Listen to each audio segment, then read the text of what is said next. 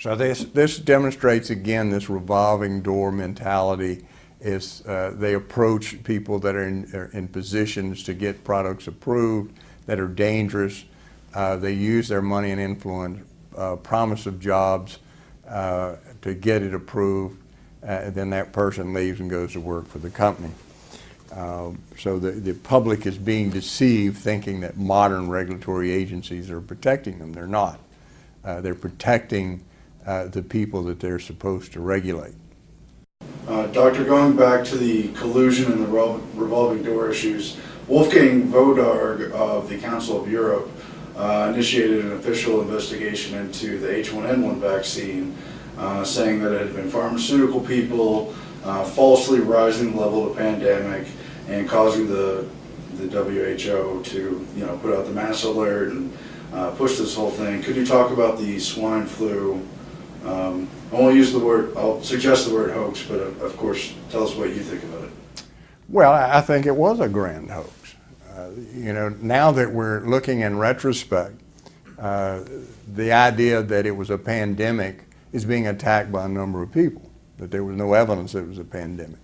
And as I appeared on one of Alex's earlier shows when all of the H1N1 was first emerging, I had searched the CDC site.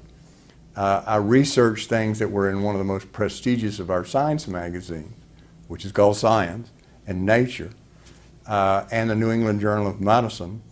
Early on, the evidence was that this was a very difficult virus to transmit, that its virulence was no worse than any other ordinary virus, and that this whole thing was being overblown. Then it came out by the CBS study, which they looked at all the different states and found out the vast majority of the viral infections were not H1N1. Something like 90% in some states, 99% were other viruses. And so there were very few cases actually of H1N1, which goes along with these other early studies saying it's very difficult to transmit. Well, they knew all of this. When I went through all the data that was appearing on the CDC site, the Center for Disease Control, it was showing quite clearly that the death rate from this virus at all age levels was actually quite low. At this time, they were saying, well, the most at risk are children under 4 years of age. I warned at that time, if you use the adjuvants in this vaccine that's being proposed, you're going to increase the risk of seizures and brain damage, autism and schizophrenia in these children. Well, now it's come out after the epidemic has been over, or the so-called pandemic is over, that in fact in Britain, for instance, they admit that the H1N1 vaccine has caused a tremendous increase in seizures in children under age 4, the very ones they targeted.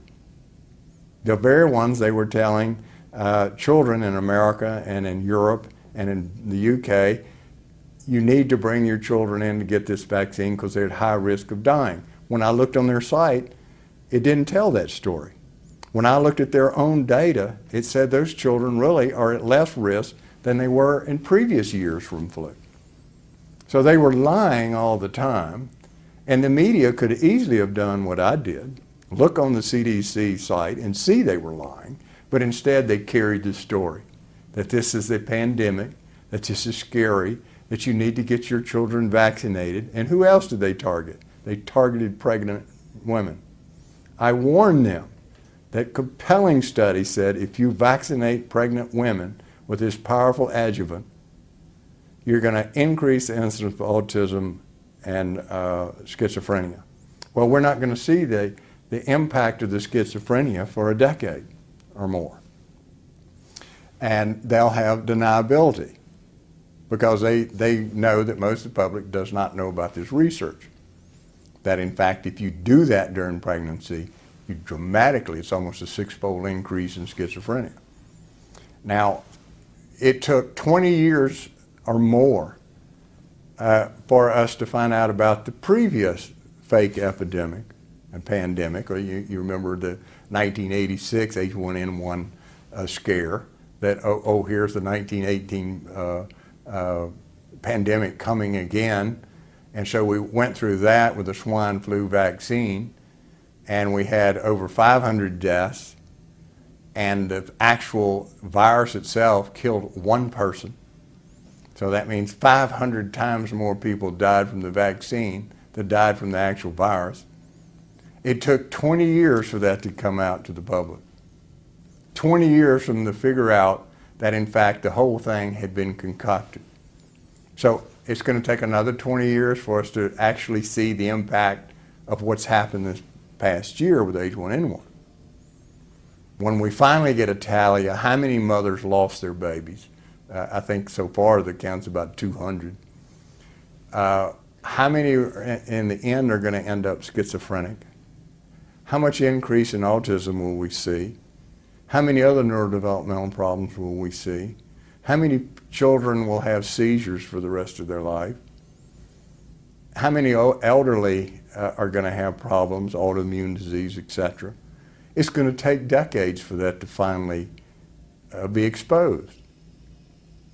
And so, you know, that's my warning to people, is be a little bit more discerning and a little bit more skeptical when you hear these federal agencies on TV trying to terrify you into taking a course of action. And of course, when we look at the CDC, and again, people who've visited there told me all the walls are plastered with posters that are printed by the vaccine companies themselves, extolling the virtues of all of these vaccines. So the Centers for Disease Control is using their posters. If you go in your doctor's office and you see this big poster all about the virtues of these vaccines, look down in the corner and you'll see printed the name of the pharmaceutical company. So that's where your doctor's getting the information, from the pharmaceutical company. The CDC is heavily influenced by the pharmaceutical company. That's come out in a recent examination, an expose. It's that a number of these scientists are in fact receiving funds from the pharmaceutical companies.